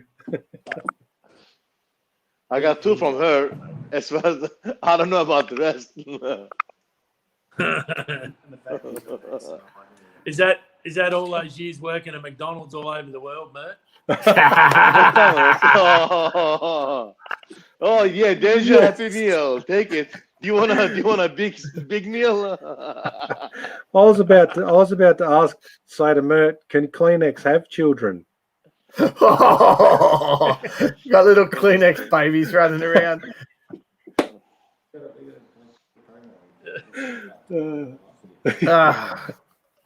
All right, he's waiting for the arrival of his first belt grinder. Mate, it might take a little while because 2x48s are, it's so hard to get them out at the moment, getting them all assembled and wired up. Any advice on the first use? Or should I just go balls out and grind everything in the shed until I figure it out? First, fuck yeah, turn the cunt up and fucking smash some steel into it. You'll love it. It's great. What are they running out of the factory now? 100 hertz? Yeah, 70 to 100, whatever it is, it's fast enough. Fuck. Just stick it full bore and start grinding shit. You'll have some fun, and you're going to fuck up some belts, but that's all part of it. Don't grind your finger like Kev. Yeah, don't grind. Don't put your fucking thumb where it doesn't belong. And don't go on grinder either, like Kev. Yeah, stick your thumb up your bum. That'll help.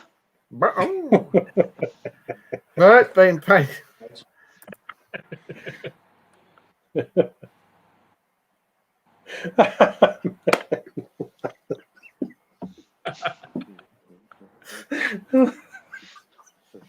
That's it. Moving right along.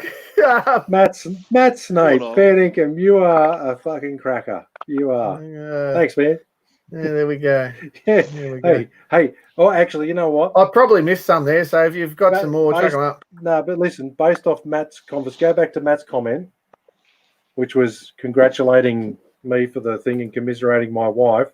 Poor. On our wedding anniversary, I can't remember exactly what I said to Ro. She was sitting on the couch and we're just watching a bit of shit TV. And we're talking about the 20 years, life sentence, all that fucking other shit. I can't remember what I said, but I said something to Ro, and she turns to me and goes, "Fuck you, Kev." No shit. Nice. No fucking shit. I had nothing. I had nothing to come back to. I was like, "Fuck, you win." It's a fucking beautiful thing, mate. How can you donate to this cause? So I think you're talking about Forge Through. And Dino, is there a donation system, or you got shirt sales or some other form of fundraiser? Not really. We sort of we've obviously taken. We do a fishing day each year as a bit of a fundraiser. Last year, we got a team of the Forge Through guys, and we went and did the massive Murray paddle. The Murray paddle, that was it. 405 Ks in 5 days. That raised $5,500 for us. So we do a few things like that, but pretty well we're waiting on getting this deductible DGR status, the deductible gift registry, and once we get that, then people will be able to claim any donations on tax. So hopefully we're not too far away from that. No, that's great. Sorry, I was a bit distracted for a second. I thought someone was using a power hammer, but it's a steam train going up Picton Hill. Fuck, that's pretty cool. Yeah, right. 11 o'clock at night. Yeah. She's chugging full steam. It's beautiful. All right. Mert been painting. We've done that one. Kev, little Blair. Come on, dude. We're trying to be professional, man. Fuck's sake, Blair. What do we got? What, don't you guys do that? Not normally live. Yeah, that shit gets cut normally. I put a bit of tape over me fucking camera when I'm doing that shit. This guy's got some 50 grits, worn 50 grit blazers. They're really good for profiling. Yep. I think that's for that guy that was asking. Fuck, man, it does sound like a power hammer. Can you hear it? The horn going? Nah. Oh, yeah, heard that. Yeah, it's fucking... She's running up the hill under full steam, mate. That's your fucking toy trains you have in your shed. Yeah. You're playing with your fucking toy trains. The steam engine going up Picton fucking hill. Steam engine.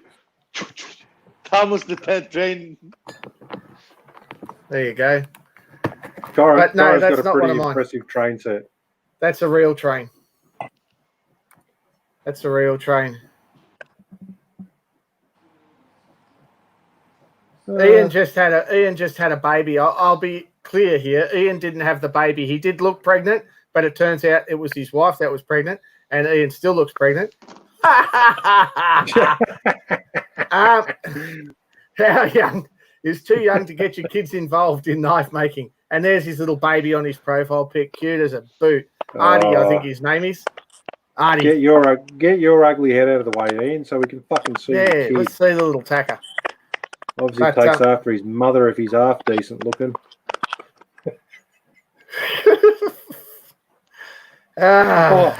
Just edit that out of the podcast, Warren.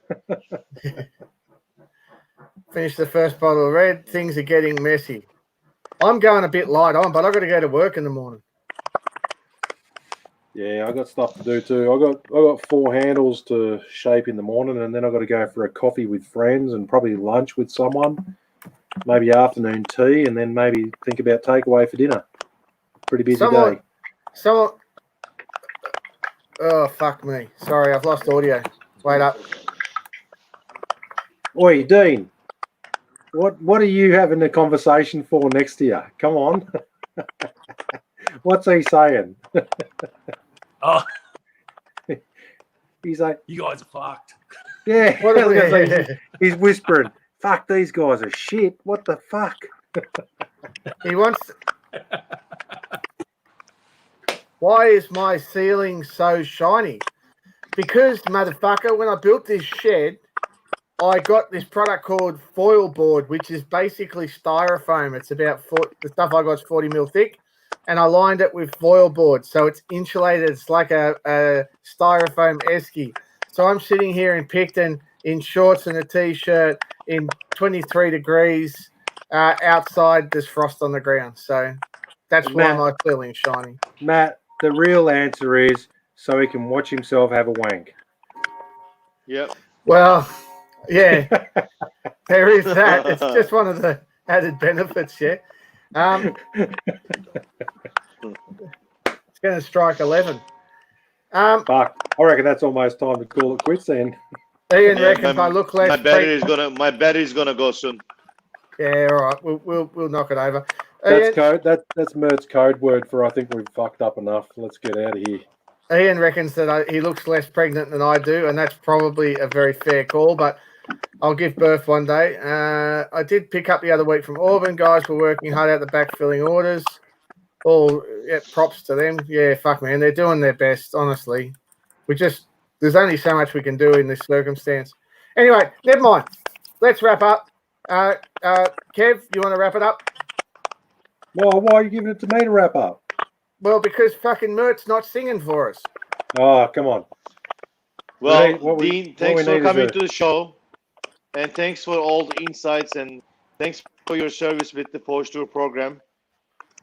Is there anything that you want to add other than Kev being a cabbage and Corin being a cabbage as well? I resemble that remark. You are what you eat. Thanks, mate. Just no, thanks for having us on. just if anyone's listening or whatever, and they know someone who might be doing a little bit hard, just get them to get in contact with Forward Through. If it's something they're interested in, then we can go from there. But don't forget, for people that are doing it tough, reach out. There's people out there that understand. You're a legend. So, that's about all I can say. And thanks for being on board, fellas. No, good on you, mate. Thanks for coming on. That's unreal. Thank you. Thank you, everybody. Thanks for coming along for the ride and sticking with us. Mert, take us out with a little song. Come on. Come, Mert. Good night, Mert. Good night, sweetheart. Well, it's time to go. Ba-bum, ba-bum. Good night, sweetheart. Well, it's time to go. Ba-bum, ba-bum. I hate to leave you, but really must say good night, cabbage. Good night. Good night, guys. Yeah. Have a good one, everyone. All right. Bye. Take care. Good idea. All right. I've killed the. Where's Dino gone? Fuck. Oh, he left straight away. He couldn't Dino wait to get out of there. Dino said, "Fuck you guys. Fuck you guys." Motherfucker. Fuck you, motherfucker. I reckon that went pretty well. I don't know where he's gone, but his fucking noise was shit. It did. Yeah, the cracking noise, and I lost the sound at one point. Like when I came back from taking Kaya out, I couldn't hear it. It was like That was like just logged on back on. We started I with couldn't hear 60 shit. listeners, and they dropped off. And I'm sure it was audio. Yeah, we ended up with. that's all We right. ended up with. Can you guys see the stats on how many people are on? No. No. Yeah, so we basically had it dropped off to basically 30 at the end. Yeah. But Plus, you know, we talked for 2 hours. It's yeah. 2 hours, Corin. Like if you have 30 people listening at the 2 hours, we'll probably have like at least few hundred listening to this on the podcast and all that. But it was a good episode. Yeah, it's going to be hard work editing that crackle out. Nah. We just have to put up with it. That's what it is. Well, He's you in a- got to he's make in a sure you fairly- tell the guest to have a. You got to tell the guest to have an ear set or something, so it looks semi-professional. Yeah. It is. Yeah. Hate the saying, but it is what it is. And Dean's down the coast, on a property and using his phone and stuff. So, we just put up with it. We shouldn't have that excuse from now on with what we're recording, but we'll see how we go. No, look, right, our audio guys, now since is coming up really nice.